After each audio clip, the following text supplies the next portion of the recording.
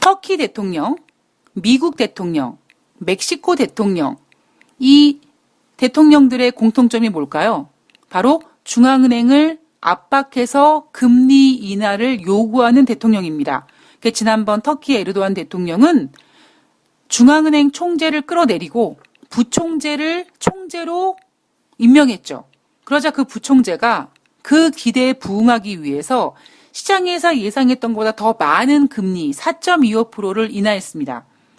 자, 그리고 멕시코 대통령이 중앙은행에다가 금리 좀 인하하지 않겠니라고 압박을 했는데요.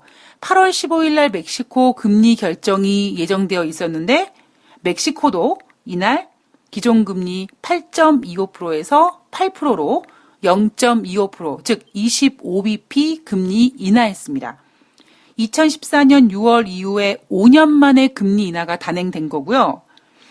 멕시코는 지난 1분기의 GDP 경제 성장률이 마이너스 0.2였고요.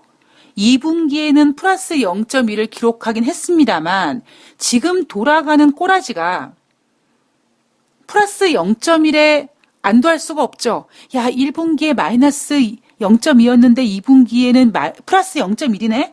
그러면 3분기에는 플러스 0.2가 될까? 이게 아니라 와, 3분기, 4분기가 더 암울한데? 이거 안 되겠구나. 그런 결정에 금리를 인하하게 된 거고요. 그리고 2019년 올해 멕시코의 경제 성장률을 기존에는 1.6%로 예상했는데 이번에 금리를 인하하면서 0.9%로 무려 0.7%씩이나 하향 조정했습니다. 지금 글로벌은요, 금리 인하가 유행인 거죠. 자, 이날 유럽 증시는 하락했습니다. 뉴욕 증시는요, 어떻게 해서든지 처절한 몸부림으로 상승시켜 놔야 될 수밖에 없었기 때문에 다우지수는 반등에 성공했습니다만 유럽 입장에서는 지금 돌아가는 상황이 이게 지금 뭔가 아직까지 불안하고 여전히 불안할 것 같고 계속 힘들 것 같다는 생각 때문에 독일은 0.7%, 영국은 1.13%, 프랑스는 0.27% 하락했습니다. 자, 이란 이야기로 좀 넘어가 보면은요, 이란에서 나온 이야기를 보면 지난번에 영국이 지금 억류하고 있는 이란 유조선 그레이스 1호, 그리고 이란이 억류하고 있는 영국의 유조선, 지금 서로 이렇게 한 대씩 유조선을 억류하고 있습니다. 그런데 지난번에 나왔던 내용이 뭐였냐면 이란 언론에서 이제 조만간 영국이 억류하고 있는 그레이스 1호가 풀려날 것이다. 뭐 거기에 대한 서류를 주고받았다. 뭐 이런 내용이 보도가 됐습니다. 그때 영국에서는 아니거든 이라고 부인은 했습니다만 유조선이 풀리기 위해서 대화는 하고 있다라고 얘기하긴 했었습니다. 근데 이란 보도가 맞긴 맞았던 것 같아요. 이날 나온 얘기가 뭐냐면 그레이스 1호가 석방되기로 한 날이 바로 8월 15일이었습니다. 자, 그런데 이날 이란과 미국 간의 어떤 이슈는 뭐라고 보도가 되어 있냐면 미국과 이란의 긴장감이 더 커졌다라고 보도가 나왔습니다. 아니 왜? 아니 이란이 억류하고 있는 영국의 유조선 그레이스 1호 풀려났는데 왜?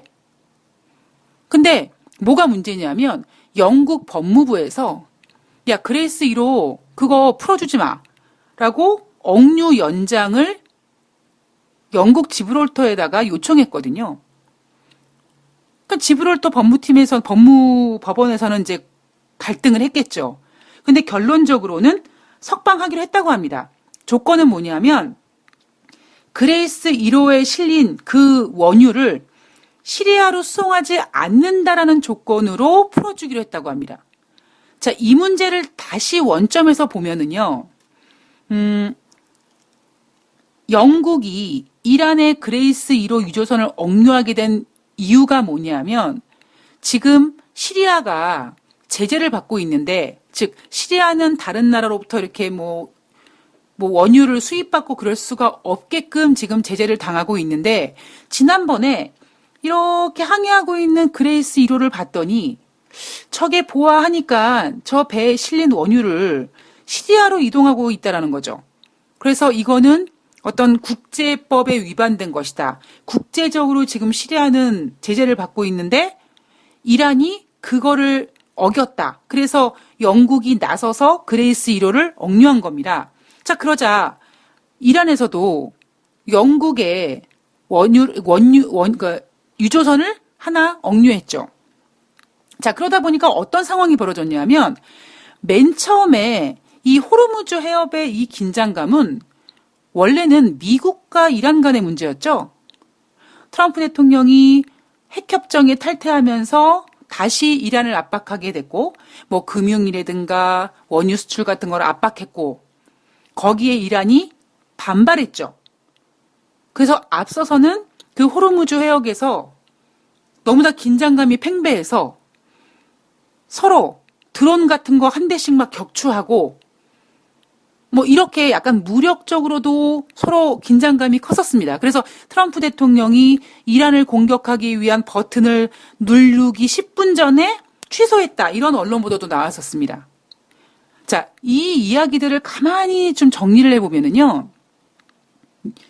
영국 입장에서는 가만히 보자. 우리나라 지금 브렉시트 때문에 불안해 죽겠는데 정치적으로도 불안해, 경제적으로도 힘들어. 그런데 미국과 이란 간의 긴장감이 이게 지금 미국과 이란 간의 긴장감이 아니라 미국과 영국 간의 긴장감이 돼서 이야기가 이상하게 돌아간 거죠. 자, 그래서 영국이 선택한 게 뭐냐면 그래? 그러면 그 이란 유조선이 시리아로 가지 않게만 하면 되는 거네. 알았어. 그러면 니네 이란 그 그레이스 1호에 실린 원유 시리아로 보내지 않겠다라고 확약 썼어? 그럼 풀어줄게. 왜? 그렇게 풀어줘야지만 이란이 억류하고 있는 영국의 유조선도 풀어줄 거니까. 서로 맞교환하기로 한 거니까. 그래서 영국은 지금 이 호르무즈 해역의 긴장감에서 발을 빼려고 하는 모습인 거죠. 앞서서도 호르무즈 해협에 그 뭐 연합군 같은 것도요. 영국을 중심으로 하는 연합군이 있고 또 미국을 중심으로 하는 연합군이 있었습니다. 그런데 지난번에 영국이 조심스럽게 조용히 미국이 주도하는 연합군에 포함을 해버립니다. 이게 무슨 뜻이냐면 그동안 미국과 이란의 긴장감에서 어찌어찌 하다 보니 미국과 이란 간의 긴장감이 아니라 미국과 영국의 긴장감이 되어버렸는데 영국이 이제 그 문제에서 발을 빼는 거죠. 이란과 영국 사이에 서로 억류됐던 유조선 한 대씩만 서로 그냥 맞교환해도 이란과 영국은 그렇게 크게 긴장할 일이 없는 거죠. 거기에다가 혹시 무력으로 이란과 붙게 된다고 해도 굳이 영국이 나서서 할 필요가 없이 영국 군인을 미국이 주도하는 연합군에 포함시켜버리고 영국은 슬쩍 발을 빼는 겁니다. 자, 그렇다면 앞으로의 문제는 다시 원점으로 미국과 이란의 긴장감으로 가는 거죠. 제가 염려하고 있는 건 뭐냐면 10월 달에 노벨 평화상 트럼프 대통령이 받아야 되는데 지난번에 며칠 전에 트럼프 대통령이 공개한 김정은 그 아름다운 친서를 보니 뭐 한미 연합훈련만 끝나면 미사일을 쏘지 않겠다. 뭐 다시 미국과 협상을 하겠다라고 얘기를 하지 않았습니까? 그런데 북한이 미사일을 저렇게 쏘는 거는 트럼프 대통령만 괜찮지 일본을 포함한 대한민국을 포함한 글로벌 국가들은 다 불만인 거예요. 트럼프만 오로지 괜찮은 겁니다. 그리고 또 하나 냉정하게 봤을 때 미국과 북한이요. 협상을 다시 재개한다. 해피엔딩으로 끝날까요? 저는 그렇게 보지 않거든요. 결국에 미국과 북한의 협상은 평행선으로 계속 갈 가능성이 높아요. 왜냐하면 트럼프 대통령은 자신이 노벨 평화상을 받기 위해서 북한을 무조건 비핵화시켜야 되고 김정은이는 뭐 경제 제재를 뭐 해달라고 얘기하지만 그게 자기가 원하기 전까지는 절대로 김정은이는 핵을 포기하지 않을 겁니다. 그나마 북한이 지금 핵이라는 걸 갖고 있기 때문에 저렇게 트럼프를 쥐락펴락할 수 있지 않습니까? 우리나라도 못하는 건데 지금. 근데 그런 거를 김정은이가 쉽게 포기하지 않겠죠. 그러나 트럼프 대통령은 내가 그거를 포기시킬 수 있는 대통령이라는 걸 보여주기 위해서 북한이 미사일을 쏴도 난 김정은이랑 친해. 하다못해 8월 15일 같은 경우에는 도대체 얼마나 내세울 게 없으면 지난번 6월 31일 날 김정은이랑 판문점에서 만난 거 그거 뭐 트위터에다가 내가 글을 올린 지 10분 만에 김정은이한테 전화가 걸려왔다. 뭐 가장 흥미로운 일이었고 그 얘기를 지금 여기서 왜 합니까? 얼마나 할 얘기가 없으면. 그쵸? 지금 트럼프 대통령은 할 말이 없는 거예요. 제가 앞서서 지난번 6월 말에 G20 정상회담 오사카 편에서 시진핑 주석과 만난 트럼프 대통령이 손에 쥔 게 아무것도 없어요.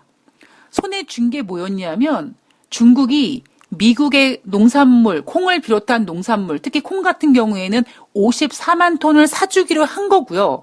거기에 비해서 미국이 시진핑한테 준 선물은 3천억 달러에 대해서 관세를 부과하지 않겠다. 화웨이 풀어주겠다. 이거였습니다. 그래서 대부분 G20 정상회담 오사카 편이 끝난 다음에 야, 중국이 이겼네. 중국이 더 많이 얻어갔네. 이랬거든요. 그래서 빈손으로 민망하게 그냥 그 콩, 그거 사주는 거. 결국 중국이 콩을 사주는 것도 트럼프 대통령 표밭, 그 표심을 얻기 위해서 그 카드 가지고 미국으로 돌아가기에 트럼프는 무섭죠. 겁나죠. 가지고 가는 게 아무것도 없으니까. 그래서 방향을 틀어서 한국으로 와서 그것도 극적으로 김정은과 판문점에서 만나서 얼마나 사진을 찍어댔습니까? 얼마나 언론 플레이를 했습니까? 저는 어찌 보면 그 판문점에서 만난 김정은과 트럼프 대통령의 만남은 마치 우리가 쇼윈도우 커플이 있는 거라고 하는 것처럼 저는 철저하게 그런 모습이라고 보고 있거든요.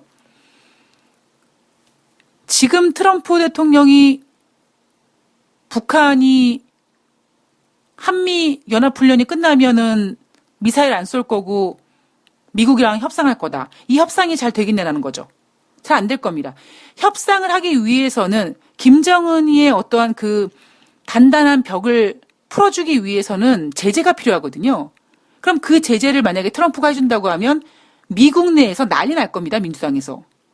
그럼 트럼프는 지금 제재를 전혀 풀어주지 않은 상태에서 김정은이를 우쭈쭈 해주면서 비핵화를 얻어내려고 하지만 절대 불가능한 일이죠. 그럼 결국에는 조심스럽게 지금 8월 달에 트럼프 대통령이 김정은을 아무리 우쭈쭈쭈쭈 했지만 김정은이가 쏘아댄 미사일이 지금 한두 개가 아니고 꽤 됐고 그게 유엔이라든가 다른 나라들이 걱정하고 있고 거기에다가 지금 이란 문제에서 영국이 배제된다. 영국이 발을 뺀다 그러면 트럼프 대통령 젠장 나 노벨 평화상 안 줄 거야? 그럼 홧김에 이란 치겠죠. 예. 이란에서 조금만 깝죽거리기만 하면 노벨 평화상 못 받은 것에 대한 어떠한 그 화풀이를 이란한테 할 가능성 배제할 수가 없을 것 같습니다. 자, 미국과 중국의 무역 분쟁으로 넘어가 보면은요. 이것도 진짜 재밌습니다. 예. 야, 제가 트럼프 대통령 너 도대체 얼마나 내세울 게 없으면 지난 6월 달에 그 판문점 이야기를 지금 끄집어내냐라고 할 정도로 지금 미국과 중국의 무역 협상은요. 완전히 지금 분위기가 중국으로 넘어가 버렸어요. 제가 그랬죠?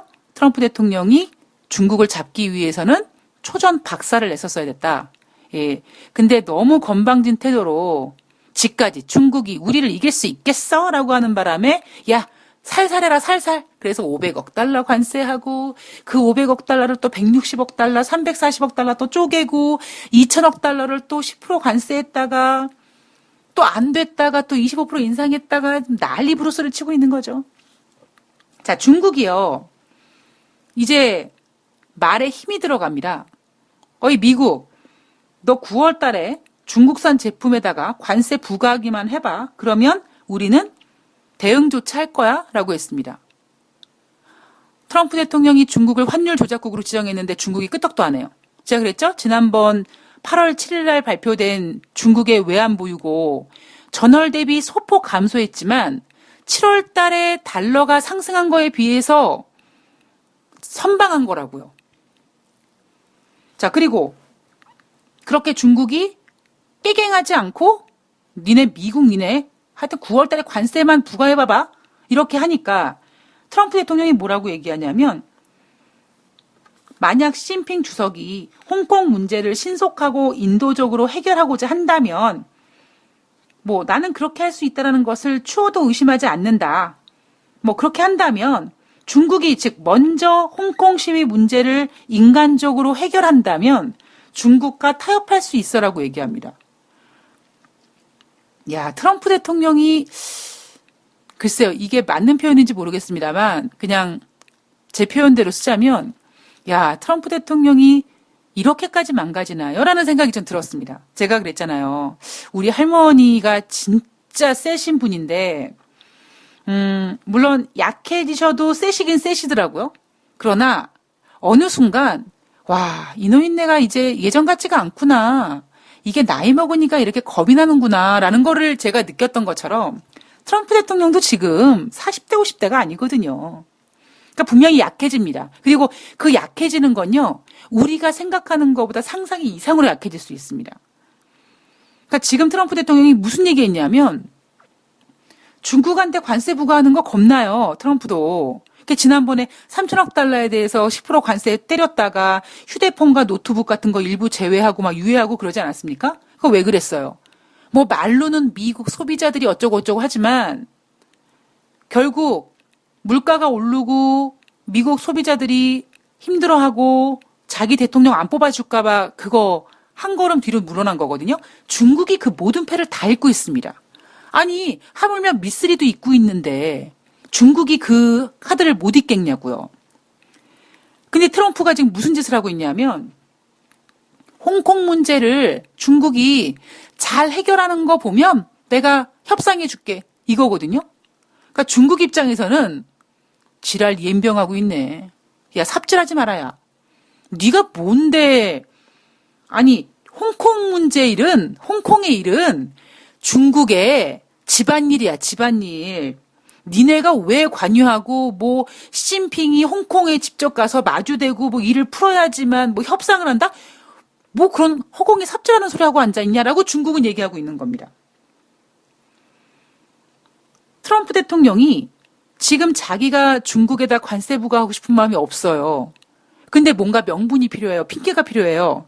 그러니까 마치 자신이 평화주의자인 것처럼 그리고 시진핑한테 지시하는 것처럼 야 시진핑 네가 가서 홍콩 가서 문제 처리하면 내가 너랑 만나줄게 라고 트럼프 대통령은 자기 잘난 맛에 스토리를 풀어나가지만 중국 입장에서는 지랄 연병하고 있는데 이렇게 되는 겁니다.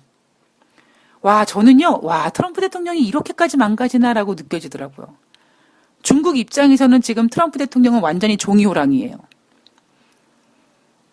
자, 세계 경제를 보면은요, 트럼프 대통령이 다시 연준을 압박하기 시작합니다.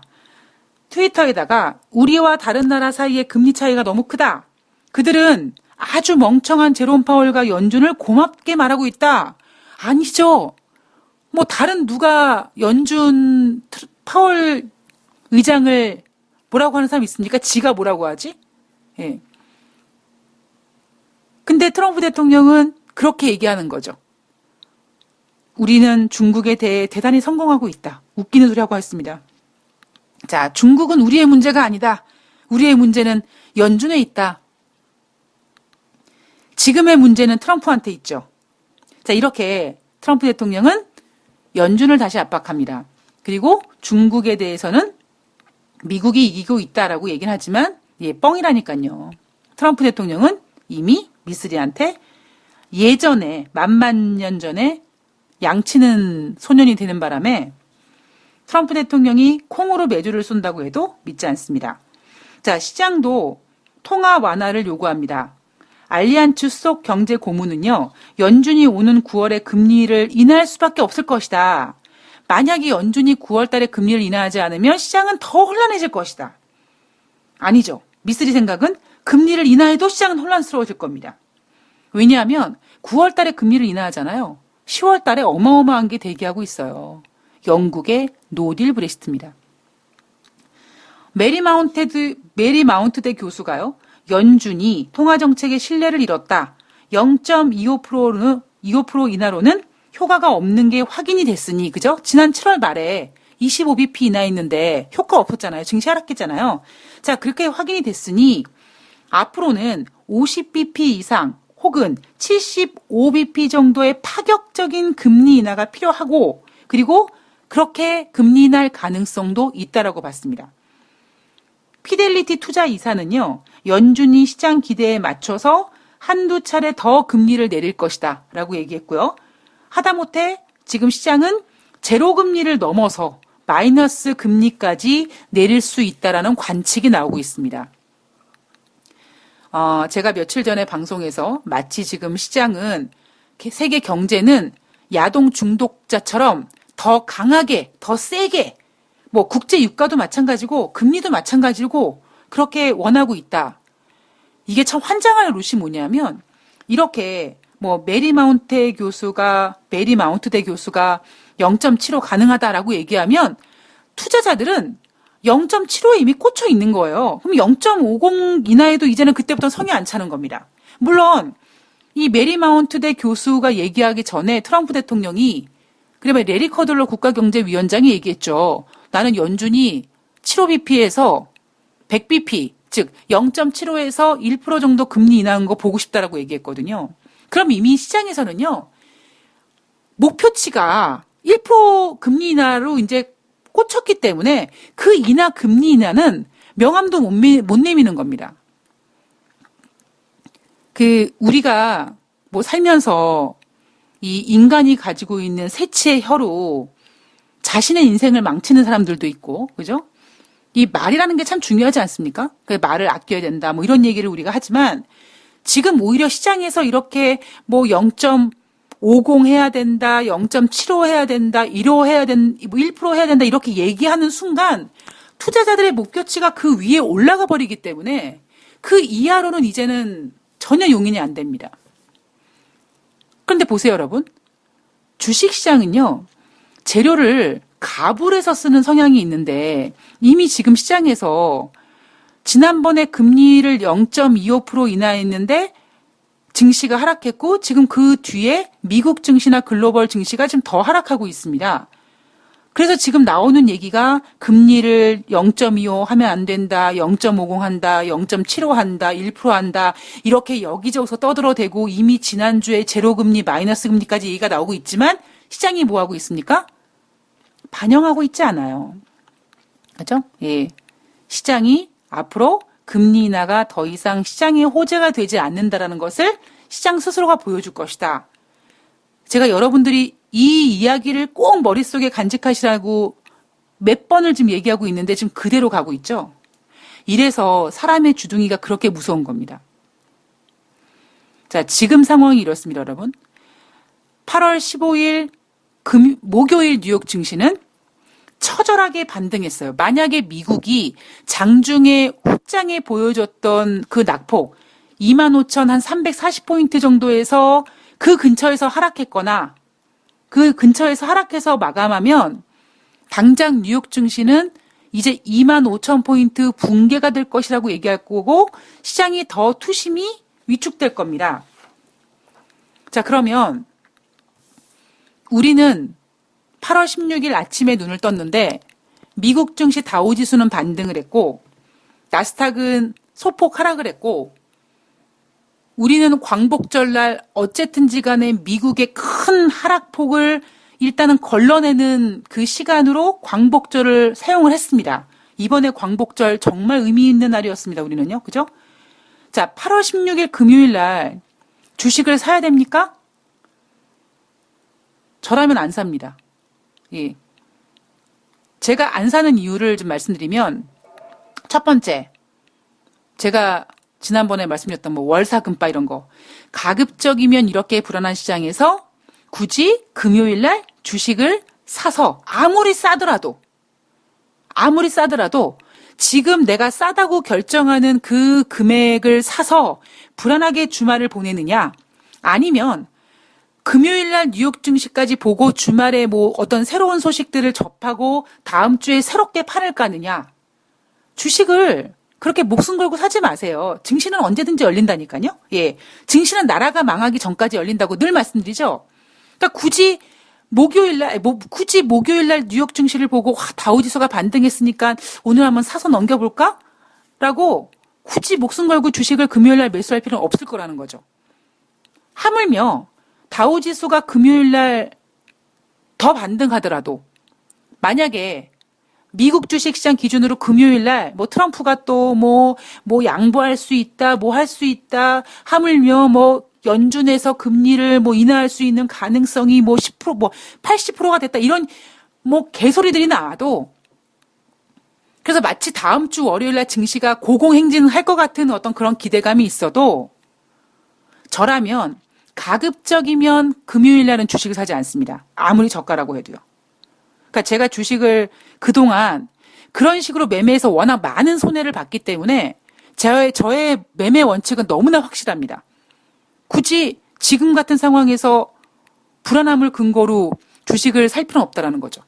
물론 사가지고 미국 증시가 막 금요일 날 급등하고 다음 주 월요일 날 우리나라 증시가 막 올라가서 금요일 날 산 게 다행일 수는 있습니다만, 그거는 확률적으로 예를 들면 하락한다, 상승한다, 50대 50이지 않습니까? 우리가 주식을 사면?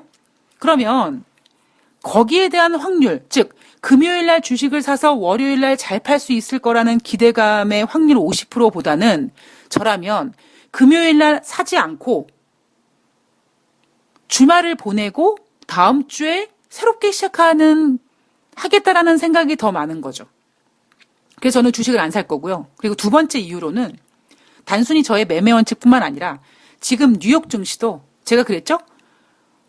목요일 날 뉴욕 증시는 정말 처절하게 상승을 시키는 그런 몸부림 같은 그런 상황이었고요. 그리고 무엇보다 당장 8월 15일 뉴욕 증시에서 0.75% 금리나 1% 금리나 제로 금리, 마이너스 금리 이야기까지 나오지만 증시는 반응을 하지 않습니다. 그리고 무엇보다 세 번째는 트럼프 대통령이 제가 봤을 때 트럼프 대통령이 너무나 많이 망가지고 있어요. 그러면 앞으로는요, 트럼프 대통령이 어떤 얘기를 했을 때, 그러니까 시장의 완화적인, 뭐 중국과 미국과의 무역 분쟁에서 트럼프 대통령이 완화적인 얘기를 하죠. 그게 시장의 호재가 되기보다는요, 트럼프 대통령을 향해서 불안해합니다. 이런 거죠. 아니, 지금 상황을 이렇게까지 만들어 놓은 사람이 지금 와서 쟤 뭐하니? 이런 겁니다. 제가 7월 말에 방송에서 이런 얘기 해드렸잖아요. 아니, 미쓰리가 7월달 내내 금리를 미국에서 인하를 하느냐 안 하느냐, 25를 하느냐 50을 하느냐, 아니야 50은 그나마 안 할 거야, 25 할 거야. 그거를 내내 방송에서 25 하냐 마냐라고 했는데 결론적으로 7월 31일 날 25bp 인하하는 거 가지고, 그래서 제가 허무하다.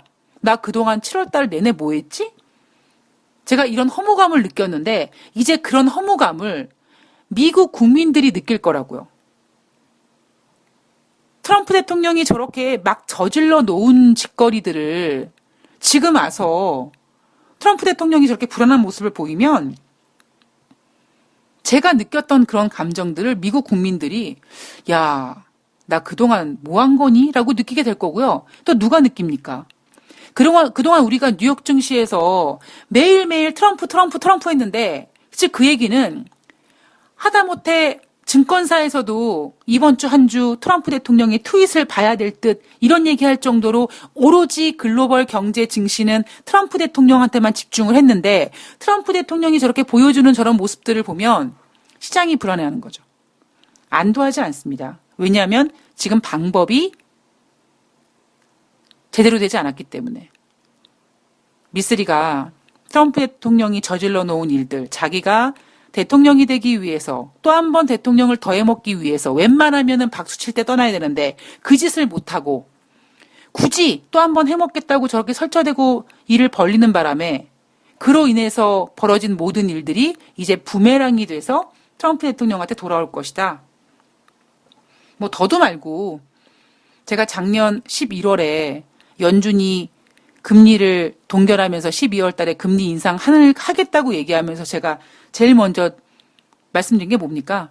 미국이 금리를 저렇게까지 건방지게 인상을 하는데 다른 나라 힘든 거 개의치 않고 저렇게 건방지게 인상을 해서 다른 나라 눈에 눈물 나게 하면 미국은 피눈물 날 거라고 얘기했죠.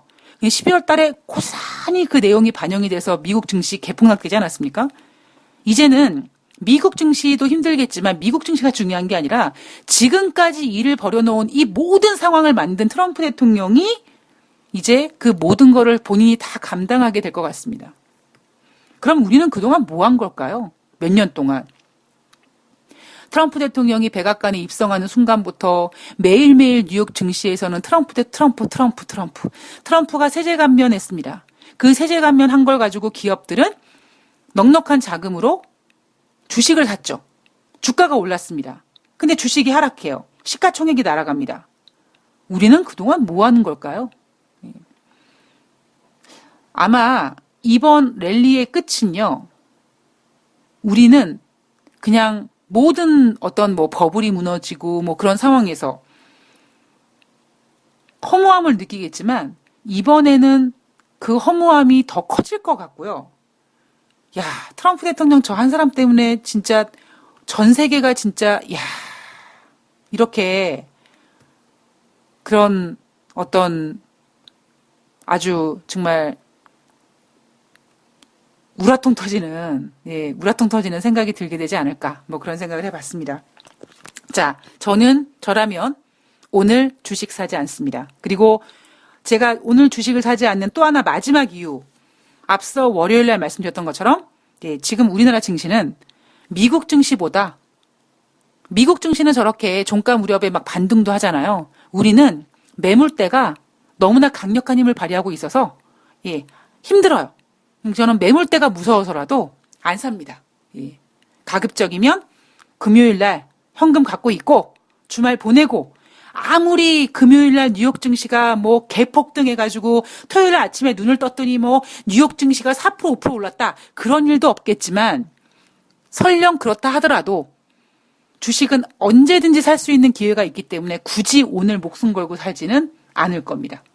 여러분들 매매에 참조하시기 바라며 저는 내일 8월 17일 금요일 날 진짜 토요일이죠. 8월 17일 토요일 날 금요일 날 뉴욕 증시가 어떻게 될지 또 정리해서 가지고 나오도록 하겠습니다. 여러분 한 주 고생하셨고요. 8월 18일 제가 또 기획방송을 준비하고 있으니까 여러분들의 궁금하신 점 올려주시면 제가 방송에서 참조해 드리도록 하겠습니다. 시장 어렵습니다. 이슈도 어렵고 여러분들의 지금 상황도 어렵고 여러분들이 매매하려고 해도 매물대가 어렵게 합니다. 지혜로운 투자자가 되셨으면 좋겠습니다. 고맙습니다.